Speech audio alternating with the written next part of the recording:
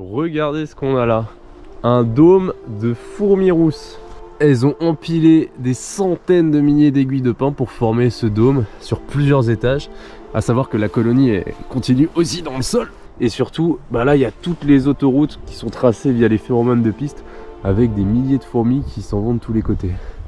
Vraiment impressionnant ce dôme, hein. La taille par rapport à ma main, vous imaginez le nombre de fourmis dedans. Et ça grouille, hein. Ça grouille, ça grouille, ça grouille. On retrouve les fourmis rousses dans une grande partie de l'Europe, en particulier dans les forêts de conifères.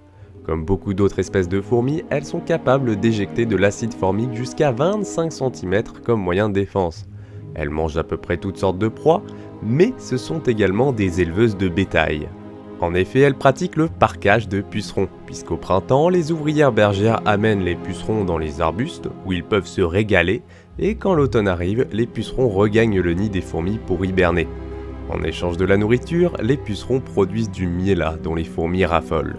La plupart des fourmis rousses sont des espèces polygynes, ce qui signifie plusieurs reines.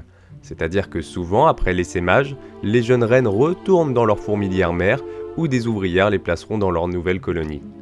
Les fourmis rousses sont agressives et territoriales, ce qui conduit souvent à de véritables guerres avec les autres espèces présentes dans le biotope, notamment lors de la période des vols nuptiaux où chaque colonie tente de redéfinir ses frontières. Et petite référence, c'est cette espèce là qu'on a dans les fourmis de Weber. Donc un kiff de voir ici un beau dôme en Suède.